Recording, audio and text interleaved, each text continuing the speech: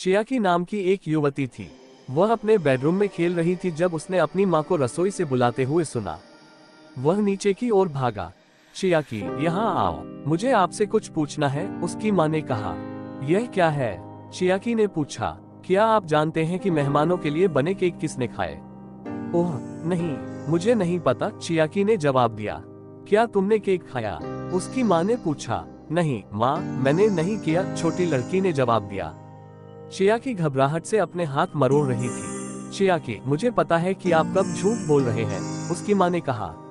एक चोर हमेशा झूठ बोलकर जीवन में शुरुआत करता है।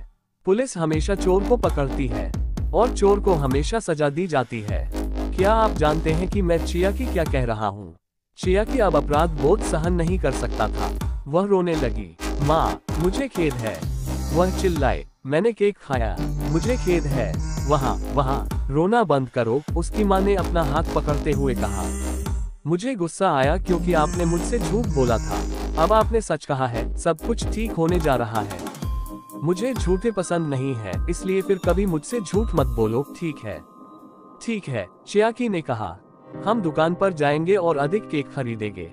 ठीक है माँ, चियाकी ने कहा। चियाकी की माँ का एक बच्चा था। जब वह अस्पताल से घर आई तो चियाकी खुश थी। ये नाना है, उसकी माँ ने कहा। तुम उसकी बड़ी बहन हो, आपको उसके साथ प्यार और देखभाल के साथ व्यवहार करना होगा। मैं करूँगा माँ, चियाकी ने कहा। लेकिन बच्ची के आने के बाद उसकी माँ के पास उसके लिए समय नहीं था। बच्चा पूरे दिन और पूरी रात रोता रहा। चियाकी इसे चिल्लाते और बड़बड़ाते हुए सुनना बर्दाश्त नहीं कर सका। वह ध्यान केंद्रित नहीं कर सका। वह सोच भी नहीं पा रही थी। आखिरकार उसके पास पर्याप्त था। माँ, मैं बीमार हूँ और उसके रोने को सुनकर थक गया हूँ। वह चिल्लाए। क्या आप कृपया उसे बंद कर सकते हैं? आपको अधिक समझदार होने की जरूरत है, उसकी माँ ने कहा। नाना सिर्फ एक बच्चा है, तुम उसकी बड़ी बहन हो, लेकिन आप हमेशा नाना के साथ हैं। चियाकी रोया। अब तुम्हारे पास मेरे लिए समय नहीं है। मैं भी आपके साथ समय बिताना चाहूँगा माँ। मैं तुम्हारे साथ दुकान पर जाना चाहूँगा, तुम्हारे साथ पार्क में तुम्हारे साथ गले लगना। आप अपने आप से उन सभी स्थानों पर जाने के लिए पर्याप्त बूढ़े हैं, उसकी माँ ने कहा। तो अपना मुंह बंद करो और इतना स्वार्थी होना बंद करो। मुझे तुमसे नफरत है। चियाकी चिल्लाती है क्योंकि वह आंसू में फट जाती है। वह ऊपर की ओर भागी, दरवाजा खटखटाया और खुद को अपने कमरे में बंद कर लिया। उस शाम उसने रात के खाने के लिए नीचे आने से इनकार कर दिया। इसके बजाय वह अपने कमरे में रही और नाना के बारे में बात की। उस रात चियाकी का एक बहुत परेशान करने वाला सपना था। दुर्स्वप्न में उसने खुद को अंधेरे में घर के माध्यम से चलते हुए देखा। वह अपनी माँ के कमरे में गई और बच्चे के पालना में टिपटो किया। फिर उसने अपनी छोटी बहन को उठाया और उसे नीचे ले गई। सपने में चियाकी ने पिछला दरवाजा खोला और नाना को बगीचे में लाया। वहाँ चंद्रमा की रोशनी से उसने शेड से एक फावड़ा लाया, गीली घास में एक छोटा सा छेद खोदा और अपनी छोटी बहन को जिंदा दफन कर दिया।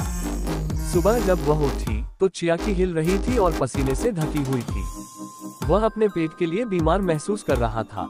दुर्स्वप्न इतना वास्तविक लग रहा था। वह घबरा गया था। माँ सही थी, उसने सोचा। नाना सिर्फ एक बच्चा है, मैं उसकी बड़ी बहन हूँ। मुझे इस तरह की चीजों के साथ रहना सीखना होगा। मैं माँ से मुझे माफ करने के लिए कहने जा रहा हूँ। तभी उसकी माँ अपने कमरे में घुस गई। उसके चेहरे से आंसू बह रहे थे। चियाकी, क्या आप जानते हैं कि नाना कहाँ है? उसने पूछा। जब मैं आज सुबह उठा तो वह अपने पालना में नहीं थी। क्या आप कुछ जानते हैं? छोटी लड़की ने सिर हिलाया। क्या आपको यकीन है? उसकी माँ ने पूछा। आप वास्तव में कुछ भी नहीं जानते हैं? क्या आप कसम खाते हैं? चियाकी ने झपट्टा मारा। हाँ, मैं कसम खाता हूँ, उसने कमजोर रूप से कहा। ठीक है, ठीक है, उसकी माँ ने कहा। मुझे उसे खोजने में मदद करो। उन्होंने ऊपर से नीचे तक घर की तलाशी ली, लेकिन नाना नहीं मिले। वे बच्चे को ढूंढते हुए सड़क पर ऊपर नीचे भागे, लेकिन वह कहीं नजर नहीं आई। अंत में उसकी माँ उसके घुटनों पर गिर गई और अनियंत्रित रूप से रोने लगी। नाना कहाँ गए? वह चिल्लाए। वह कहाँ हो सकता है? उसे चलना भी नहीं आता। वह इस तरह कैसे गायब हो सकता है? चियाकी घबराहट से अपने हाथ मरोड़ रही थी। ऑल्सो रेड भूत की डरवानी कहानी। चियाकी, आप कुछ जानते हैं? उसकी माँ चिल्लाए। चियाकी, तुम्हें पता है कि नाना के साथ क्या हुआ है ना? नहीं, चियाकी ने कहा। मुझे कुछ नहीं पता चियाकी, मैंने तुम्हें चेतावनी दी थी कि तुम मुझसे फिर से झूठ मत बोलो।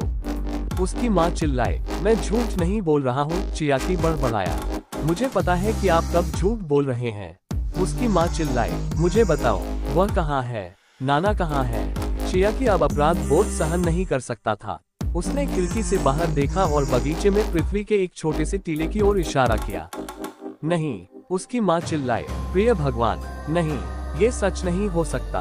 माँ, छोटी लड़की ने रोया। उसने अपनी माँ का हाथ पकड़ने की कोशिश की। मुझे मत छुओ, उसकी माँ चिल्लाए, तुमने नाना को मार डाला है ना? तुमने उसे मार डाला क्योंकि तुम ईर्ष्या कर रहे थे। मेरा मतलब यह नहीं था। माँ, चियाकी रो पड़ी, मेरा मतलब यह नहीं था। उसने अपनी बेटी की गर्दन पकड़ ली और उसकी जान छीनने लगी। उसने निचोड़ा और निचोड़ा जब तक कि वह अब और निचोड़ नहीं सका। जब तक उसे होश आया, चियाकी रसोई के फर्श पर मृत पड़ी थी। अचानक दरवाजे की घंटी बजी।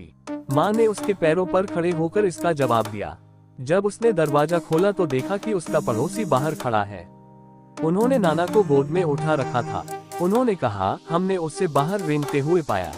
वह रात के दौरान अपने पालना से बाहर निकली होगी। अच्छी बात यह है कि कुछ बुरा होने से पहले हमने उसे ढूंढ लिया।